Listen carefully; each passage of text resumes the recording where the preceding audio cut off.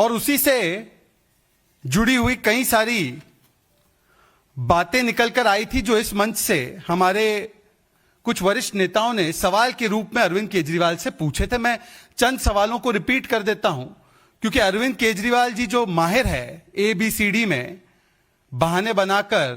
Cover up करना corruption का और डी फॉर डाइवर्जन करना, इसलिए जरूरी हो जाता है कि कुछ सवालों को फिर से पेश किया जाए इस मंच से। अरविंद केजरीवाल जी से पूछा गया था कि क्या उनकी सरकार के द्वारा, एक्साइज डिपार्टमेंट के द्वारा लिकर कार्टेल को 144 करोड़ का वेवर दिया गया था अवैध तरीके से, हां या ना।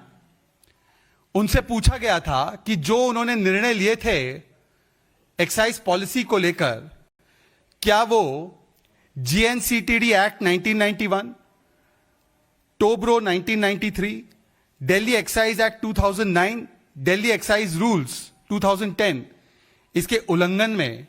इंटेंशनली इसको वायलेट करके किसी क्विड प्रो को के लिए ये फैसले लिए गए थे, हां या ना। क्या 15 अप्रैल 2021 और 21 मई 2021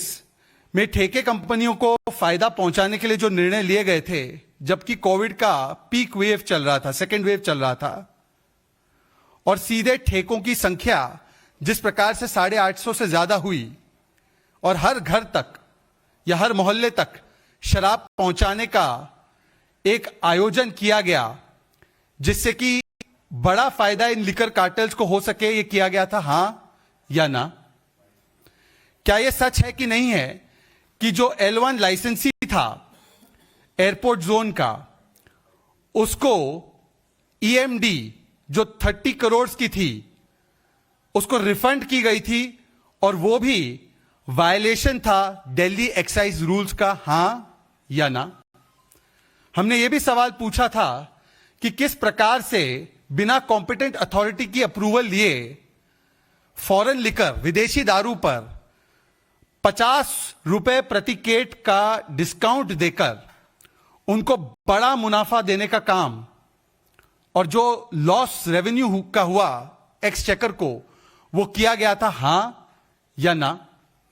क्या ऐसे कई सारे प्रावधान रिलैक्सेशन किए गए कि नहीं किए गए एक्साइज डिपार्टमेंट के द्वारा, जिससे कि अवैध तरीके से फायदा पहुंचाया गया इस लिकर कार्टेल को, हां या ना। क्या 14 जुलाई 2022 को निर्णय और भी लिए गए बिना कैबिनेट नोट और एजेंडे को LG के अप्रूवल के बिना, क्या यह हुआ था, हां या ना। क्या यह सही है कि नहीं सही है कि जो 2 वेंड प्रति वार्ड की एक बात थी, उसको भी बिना परमिशन लिए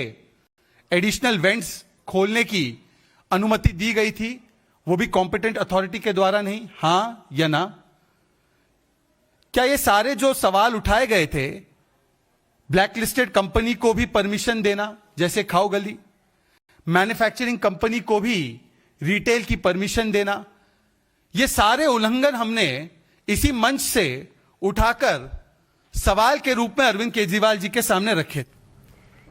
कुल मिलाकर सवालों की बौछार इस वक्त अरविंद केजरीवाल पर बीजेपी द्वारा शहजाद पूनावाला के इस प्रेस कॉन्फ्रेंस के जरिए कि एक्साइज डिपार्टमेंट द्वारा इतने रिलैक्सेशंस क्यों दिए गए शराब ठेकेदारों को फायदा पहुंचाने के लिए। बहरहाल ये तमाम खबरें आपको विस्तार से दिखाएंगे, लेकिन फिलहाल